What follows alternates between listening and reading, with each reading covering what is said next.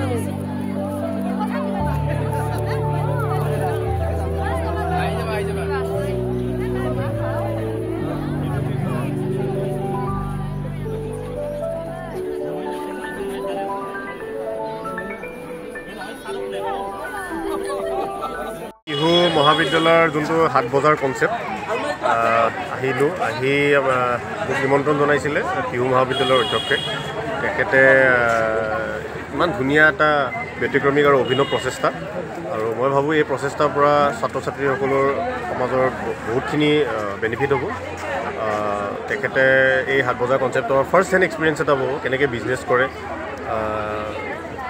কেনেকৈ কাষ্টমাৰ ডিল হয় কেনেকৈ বেলেঞ্চ শ্বীট মেইনটেইন কৰে প্ৰফিট এণ্ড লছ বহুতখিনি বস্তু আজি মই ভাবোঁ শিকিব ছাত্ৰ ছাত্ৰীসকলে আৰু এনেকুৱা যি প্ৰচেষ্টা এনেকুৱা যি ইনিচিয়েটিভ এই হাট বজাৰ কনচেপ্ট এই ইনিচিয়েটিভ একচুৱেলি মই ভাবোঁ অসমৰ সকলো মহাবিদ্যালয়তে এনেকুৱা আয়োজন কৰিব লাগে আৰু ল'ৰা ছোৱালীখিনিক বা ছাত্ৰ ছাত্ৰীখিনিক অলপ বিজনেছ অৰিয়েণ্টেড মাইণ্ডটো এটা ফাৰ্ষ্ট হেণ্ড এক্সপিৰিয়েঞ্চ দিব লাগে আজি মই বহুতে শ্বপিং কৰিলোঁ গছৰ পুলিৰ পৰা আপোনাৰ পিঠাৰ পৰা কোমোৰা কিনিলোঁ কেক কিনিলোঁ তাৰপিছত আচাৰ কিনিলোঁ শাক পাচলি কিনিলোঁ এতিয়া লগত দেখিছে শাক পাচলি আৰু বিস্কুট কুকিজো আছে সেয়াও কিনিলোঁ আৰু আৰু বহুতখিনি বস্তু কিনিলোঁ একচুৱেলি হিচাপে নাই, কাপোৰো কিনিছোঁ মই, গামোচা আৰু আঢ়ৈটি এনেকৈ কিবা কিবি কিনিলোঁ।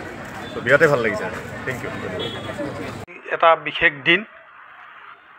নেশ্যনেল এডুকেশ্যন পলিচি 2020ৰ আধাৰতেই আমি ছাত্ৰ ছাত্ৰীসকলক কেৱল বিদ্যায়তনিক দিশতে শিক্ষা দি থকা নাই, তাৰে উপৰিও আমি চাৰ্টিফিকেট কোৰ্চ খুলি ল'ৰা ছোৱালীক টেইলৰিঙৰ আমি দিহা পৰামৰ্শ দিছোঁ, প্ৰশিক্ষণ দিছোঁ।